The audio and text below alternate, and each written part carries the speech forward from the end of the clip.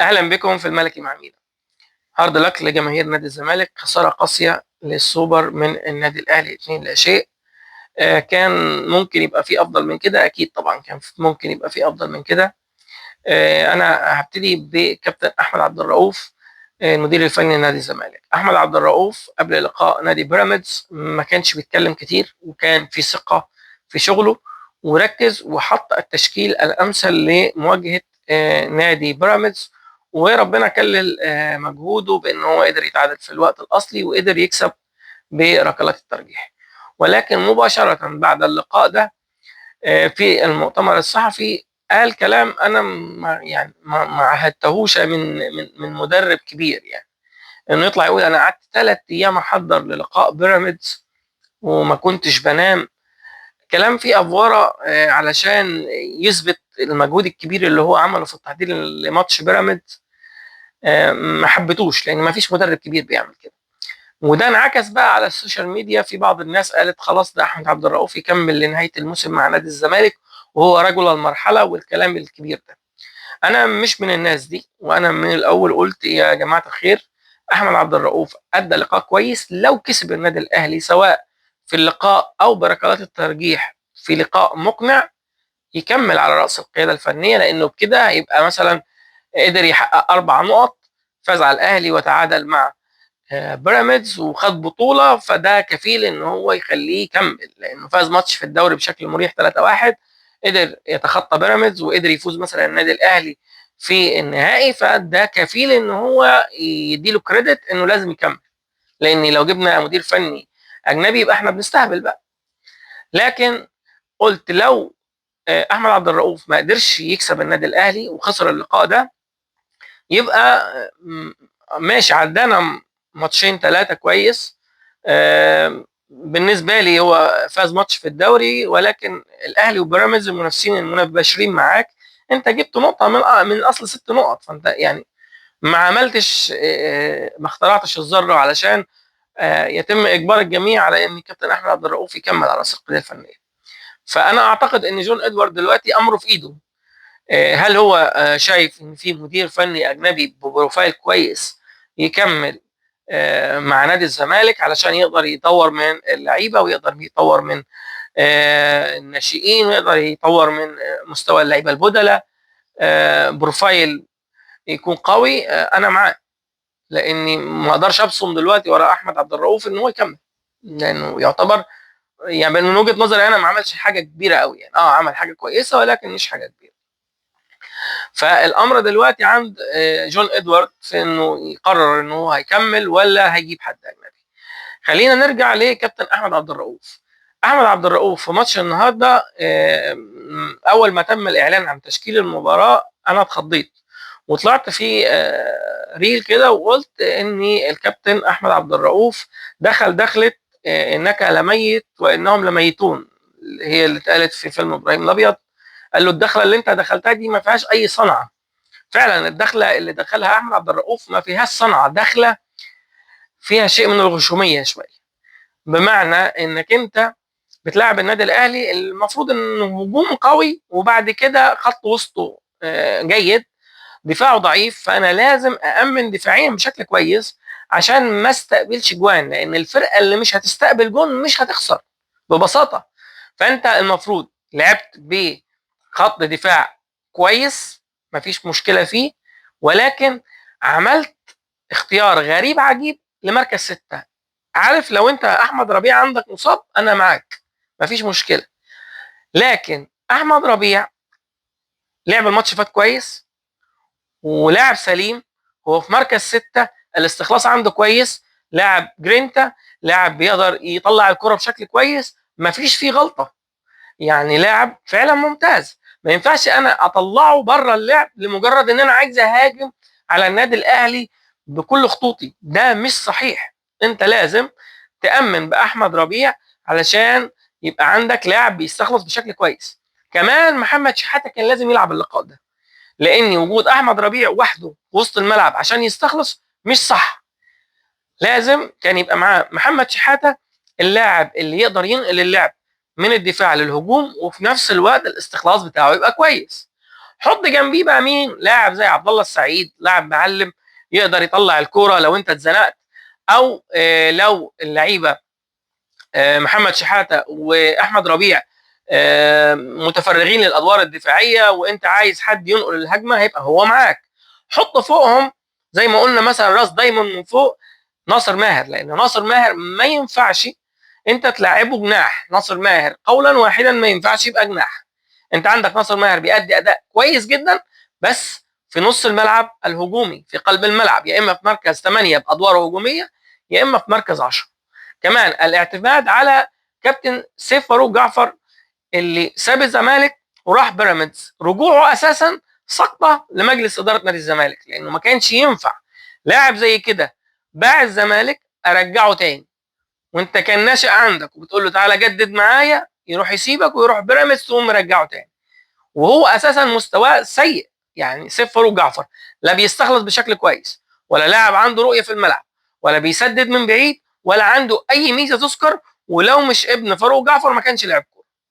فما ينفعش في ماتش زي اهلي وزمالك اجازف بان احطه في المنظومه بتاعه الزمالك على امل ان هو ينقل اللعب او يعمل مستوى يعني خارق لمستواه الطبيعي، لان هو مش كده. كمان اذا انت قررت انك تعتمد على لاعب واحد مدافع وتخلي الزمالك يضغط ضغط عالي على النادي الاهلي وتخلي الزمالك يميل للاستحواذ، ما كانش ينفع تلعب بلاعب زي شيكو بانزا في مركز سواء المهاجم الصريح او مركز الجناح الشمال. شيكو بانزا سريع وقوي ما اختلفناش، ولكن سيطرته على الكوره زيرو. احنا شفناه في الكوره اللي جري بيها عدى 2 أو 3 لعيبه من النادي الاهلي حلو خالص، وبعدين عمل ايه؟ خد الكوره حطها في الاول. فحتى لو انت اضعت كوره في نص ملعب النادي الاهلي وبسطها له، مش متوقع منه ان هو ينهي بشكل صحيح. فانت لو هتلعب ب شيكو بانزا كان لازم يبقى بتلعب 4-3-3 معدوله، يعني باثنين لاعبين في وسط الملعب تقال يقدروا يستخلصوا الكوره، بلاعب زي ناصر ماهر في فوقيهم في مركز 10، ويبقى عندك جناح تاني قوي علشان يبقى في متنفس تاني. يعني ما كانش ينفع الا لو في جناح يمين قوي زي خوان بيزيرا من اول اللقاء موجود. ماشي، يبقى عندي جبهه فيها واحد بيلم، عندي جبهه فيها واحد سريع ممكن يتعمل له ثرو باس ربنا يكرمه ممكن يلعب كرة صح. ولكن مجموعه الاختيارات اللي انت حطيتها جنب بعض دي كارثه، بالاضافه الى ان المفروض عمرو ناصر لاعب صندوق. عمرو ناصر مش لاعب ينفع يقف على الكوره ويرجع بالكوره لورا. اللي بيعمل الحكايه دي احسن واحد عدي الدباغ، وراه على طول الجزيري ممكن يقف على الكوره دي، والجزيري احسن واحد يقطع من قدام لورا ماشي. ولكن عمرو ناصر انت عايز تديله الكوره هو جوه منطقه الجزاء، هو احسن واحد هيفنش، هو احسن واحد هتديله الكوره باليد هيحطها، هو احسن واحد هيلعب برجليه على الارض جوه منطقه الجزاء يشوط شوطه جوه منطقه الجزاء. ولكن عمرو ناصر مش هو اللاعب اللي هيعافر عشان يباص الكره لحد وراه. لازم المدرب بتاع نادي الزمالك يبقى فاهم امكانيات اللعيبه بتاعته. فانت عملت تركيبه كده كلها مش راكبه على بعضها. انا حسيت ان الفرقه هتبقى فكه، يعني مفيش اللي يجمع اللعيبه دي.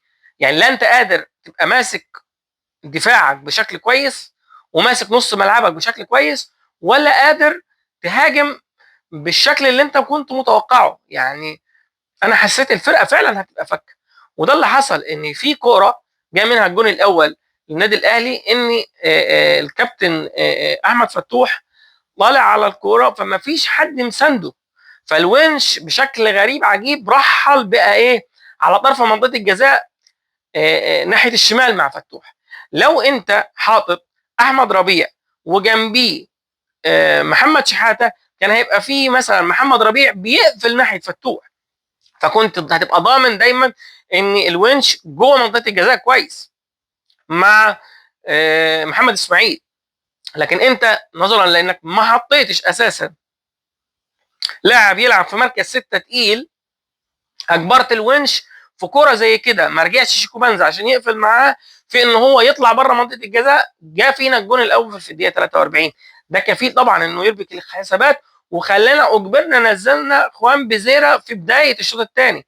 خوان بيزيرا واضح ان هو مصاب، وواضح انه ما قدرش يدي 100% من ادائه، واخوان بيزيرا اقل خبطه فيه من ورا هتاذيه، وممكن خوان بيزيرا بسبب لعبه ماتش النهارده يقعد لمده 3 4 اسابيع يتعافى، لان بيلعب على عضله مجهده ولعب 45 دقيقه. يعني على الاقل الزمالك لو ما كانش شال الجون الاولاني ومثلا جت جون في الشوط الثاني بس في الدقيقه 70 زي ما جاء او 75 او اني واي، كنت تدفع بيه 15 دقيقه، لان ده الحد اللي هو كان ينفع يدفع بيه. وغالبا عضيه الدباغ مش سليم، لانه لو سليم كان نزل.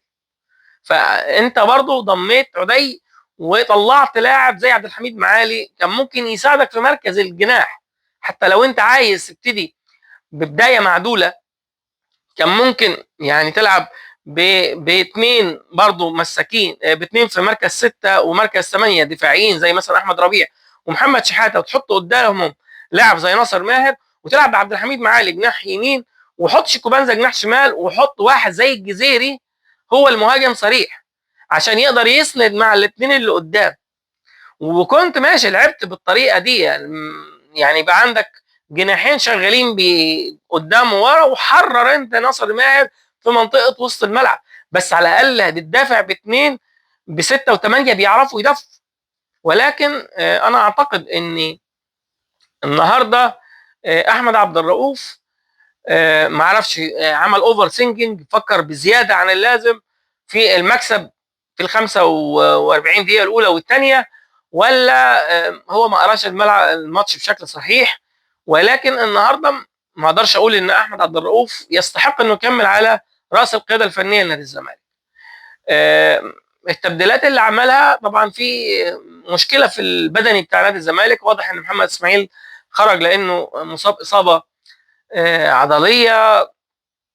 انك تدفع برضو بشيكو بنزا، انا انك تدفع باخوان بزيرا، ما كنتش حابب ان اخوان بزيرا يلعب 45 دقيقه كاملين، لان فعلا الولد مش سليم 100%. ولكن ما كانش فيه، انت مش حاطط جناح تاني ينفع يتلعب بيه. يعني عبد الحميد معالم ما كانش ينفع يبقى بره المجموعه، على الاقل اهو جناح يعني هينزل ممكن يقاوح شويه. شيكو بنزا طبعا لاعب سريع وبس، لكن كوره مش كوير قوي يعني. لو انا هقيم يعني لعيبه نادي الزمالك، احمد فتوح طبعا عواد، يعني الجونين اللي جوه فيه، الجون الاول ما يسالش عليه قوي، الجون الثاني لو واقف على رجليه وفايق اكتر من كده كان ممكن تطلع، بس ما اقدرش الوم على عواد بصراحه، يعني ما غلطش غلطه كبيره في الماتش، في مثلا يعني كره وقعت من ايده مثلا دخلت جون او كده، ولو انه طلع برده كره بالبوكس في قلب الملعب ما كانش صح، ما كانش لازم يعمل الكره بالشكل ده. ولكن مثلا هنقول عواد النهارده 5/10. احمد فتوح ادى بشكل افضل من اي حد تقريبا في الملعب، يعني يمكن احمد فتوح 8/10، الونش 6/10، محمد اسماعيل 6/10، عمر جابر اللي برضو ما اعرفش، يعني عمر جابر 4/10. عمر جابر المفروض ان قائد نادي الزمالك وواحد خبره يعني في كام كوره كده عرضهم وما كانش في اي بني ادم موجود، والكوره العرضيه بتاعته مش متقنه ومش بتوصل لمناطق خطيره جوه منطقه الجزاء. ما حسيتش النهارده بيه. لا، محمد شحاته احسن لاعب في الزمالك. محمد شحاته النهارده 9/10. محمد شحاته عمل كل شيء النهارده، ولد ملوش حل. خضني انا في كذا كوره، في ان هو مشيك على كوره كده على سن منطقه الجزاء او منطقه ال 18 يعني، ولكن شاور لفتوح الكوره طالما معايا مش هتقطع. ولد ملوش حل، وكان لازم النهارده يلعب في مركزه، كان هيقدر بجد يزقنا لقدام. انت اجبرته في ان هو ما يزيدش، يعني احنا حرمتنا من احمد ربيع في ان هو يقف في مسمار في وسط الملعب، وحرمتنا من محمد شحاته في ان هو يطلع بالكوره.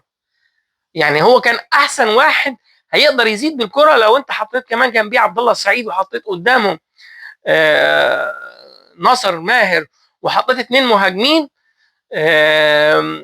جزيري وعمرو ناصر، بادوار ان الجزيري ينزل شويه تحت وعمرو ناصر دايما يبقى جوه منطقه الجزاء، كان ممكن يبقى في فرصه كبيره للزمالك انه يكسب النهارده. محمد شحاته ولد ملوش حل فعلا. الزمالك يعني من احد الصفقات الناجحه اللي عملها السنه اللي فاتت انه خلص محمد شحاته، ولد ملوش حل. عبد الله السعيد لعب ماتش معقول برضو، ما عملش الواو بين عبد الله السعيد، واللي انا كنت افضل انه لو هو ابتدى بيه الشوط الاول وكانت النتيجه لسه متعادله، كان ممكن يبقى في تغيير لعبد الله السعيد مثلا في الدقيقه 60 ولا حاجه زي ما تبدل، لان برضو عبد الله السعيد ما اداش الاداء الخروج بالكره بشكل قوي. يعني النهارده كان لازم هو ينزل تاني ويستلم ويطلع بالكوره، على اعتبار ان هو رقم 8 اللي المفروض بيشد الفرقه لقدام. ناصر ماهر انا اعتقد ان هو لعب يعني لغايه يمكن الدقيقه 60، وبعدين بعد ما اتحط على مركز الجناح يعني ما اداش بالشكل المطلوب، يعني غير في بعض فترات اللقاء. لكن برضو ناصر ماهر ما قدرش يدي اكتر من 6 من 10 مثلا النهارده.